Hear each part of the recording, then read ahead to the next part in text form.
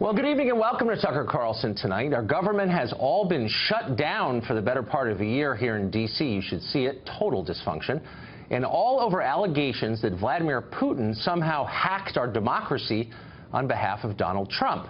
Yet after all this time, the only actual crime that has surfaced during the course of this scandal appear to have been committed not by the president, but by his opponents, who have leaked reams of classified material in order to hurt him. That's a felony, by the way, and it's happened a lot, some weeks almost every day.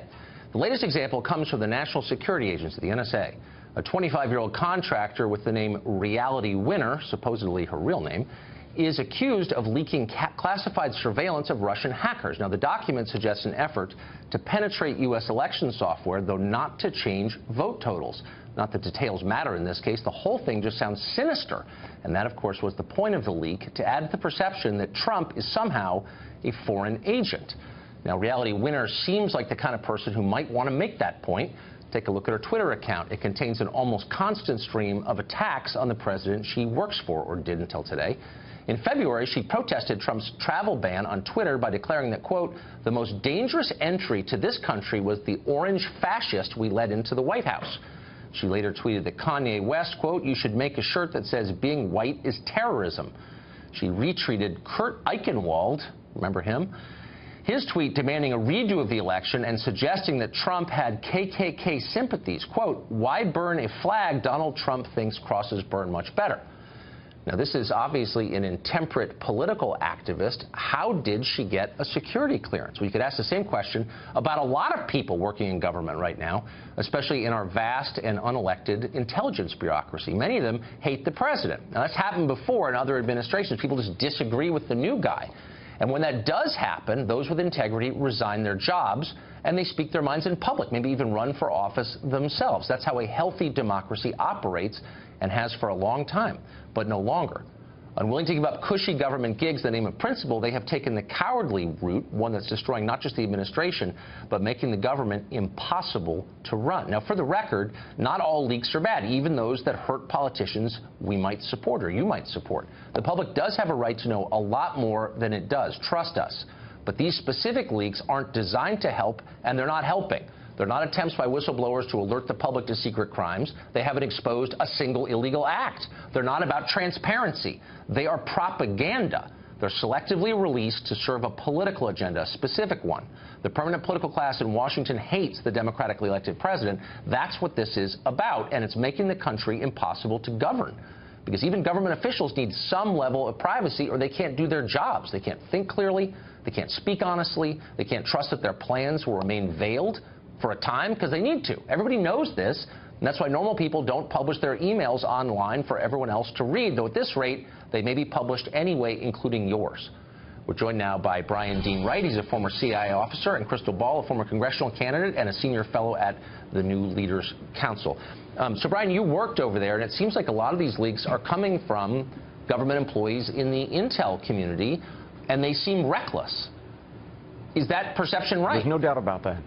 Yeah, look, we have been warning about this, those of us who have served and are seeing these leaks over the past 6 months increase in volume and severity.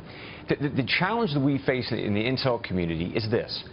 People believe that they are the judge, jury, and executioner of our political process. It's not all spies. In fact, it's the vast majority of folks. They're not doing this. They're doing their good work. But there are these people, and they need to be properly vetted. In this case, it just wasn't done. You think? A 25-year-old political activist who almost immediately gets security clearances, did anybody look at her social media accounts? Like, how could that happen? Well, it sure should have. And if it didn't, and in this case, clearly it didn't, I guarantee you the security folks, to include the polygraphers, are going back over how in the heck she got through and why they didn't vet her information. I can guarantee you that's happening tonight. Yeah, well, I certainly hope so. Easier in hindsight. Krystal, I'm not against all leaks. I benefited from many of them. I think the public has a right to know much more than it does. I mean that. Yeah. They hide too much from us, and it's our country. But these leaks are not designed to inform the public. They're designed to topple the administration, and they paint a picture that is not complete. It's selective, and I think it's misleading and inaccurate. what's the point of them other than to hurt the guy in charge?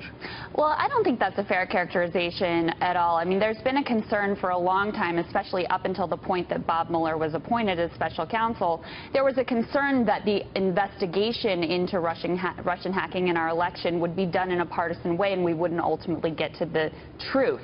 So if you look at this leak in particular with Reality Winner, this document, the classified NSA document that was released here, it doesn't actually have anything to do with Donald Trump. It has a lot to do with our elections and whether our elections are being tainted by Russians and if they're getting involved. And what it shows is that up through October, Russians were still messing with our election infrastructure. Look, there's an election in Virginia next week, so I think that it is reasonable for her to have made the judgment that it was in the public's best interest for this sort of information to be out there. Well, that's insane. I mean, by the way, that's not actually what it demonstrates, that they were, quote, messing with our infrastructure. It means they, like every powerful foreign government in the world, wants to have more influence here than they do. It doesn't show they affected the outcome of anything. No, it doesn't show that at all. And but it does show they were. If she had concern about the integrity of our election infrastructure, why wouldn't she bring that to the people in charge of it within government? This is a purely political move.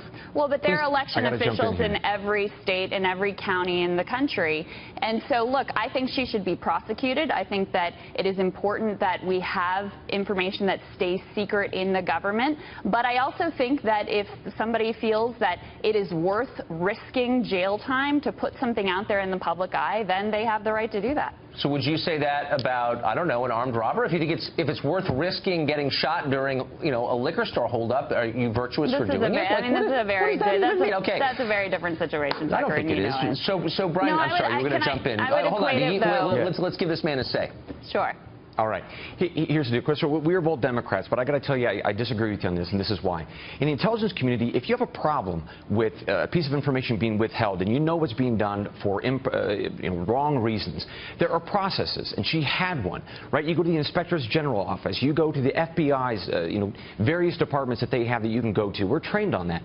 You go to the oversight committees. You go to your member of Congress or a member of Congress. There are systems in play that we in the intelligence community are taught to engage in dialogue on. She chose not to. She chose to go to the media to leak something based on her ideology, her goal, her political goal, and encouraging this. And it's happened, by the way, on both sides of the aisle. Washington Post, New York Times is encouraging it. Bill Krystal on the right. They're encouraging these spies to do this kind of stuff, to engage in their own version of, hey, it's my America and I can do with these secrets as I want. That is wrong. I don't care if you're Republican or Democrat. Krystal, I want to ask you a specific philosophical question. That kind of is the point here. Who's in charge of the country? So voters, whether you like it or not, you don't, elected Donald Trump. That's how the system works. Voters are in charge. A small group of unelected people is saying we don't agree with that result, and we're trying to undo it. Which is more democratic? Which is more fair? Which is more in line with our traditions? I mean, it's not even close. I just find it very interesting that we're more concerned about the leaks, which I already said I think she should be prosecuted. I think if other leakers are found, they should be prosecuted as well, just as the Obama administration did. But we are more concerned with the leaks than we are with the fact that the Russians attacked our democracy and that the president's campaign may have participated in it. They didn't attack our democracy. They did. That's a meaningless phrase. Hey, hold on. And if you're interested in crimes and in exposing them to sunlight, and I am, the only crimes that we know about so far are the leaks themselves. So, like, this is innuendo. If they can find evidence that Trump was on the phone with Putin trying to move votes in Ohio, I will applaud the release of that information. But that's not what this is. Tucker, it should not be a partisan issue to want to get to the bottom of what happened in our election and whether the president or his team had anything to do with that. I mean, that's fairly essential to our democracy. Okay, so federal employees are now in charge of that investigation on a freelance basis. Don't we have an FBI? I mean, I kind of thought, Brian, isn't that kind of the whole point of having a Justice Department? We have an FBI, and the director got fired for political reasons, Tucker. That's exactly what we're talking about here. That's why there's no faith in this investigation, because the president demanded a loyalty oath from Jim Comey and then fired him when he wouldn't give it, asked him not to investigate Michael Flynn. So, of course, people are saying, actually. I know you probably don't mean it because you're not thinking it through. Brian, the last word to you. Tucker, two things. two things. One, this is not an either or. We have to do both. Investigate the leaks, make sure the spies don't get into this regime that they think that this is appropriate. Second, let the FBI do the investigation. We are going to get the results as an American public, and we will decide then and there, do we take these results and do we punish President Trump? Or if he's not guilty and there's nothing there, then we go back to the ballot box in 2018 and 2020, and Democrats like me have to stand up and say, here's what we want to do for the country. Get over all this other stuff. It's ridiculous. You don't have to support Trump to recognize what it looks like when the ruling class tries to undo the results of an election. That's exactly what's going on in my view. That's not what's happening. It is. Krystal, Brian, thanks for joining us. Thanks, Tucker.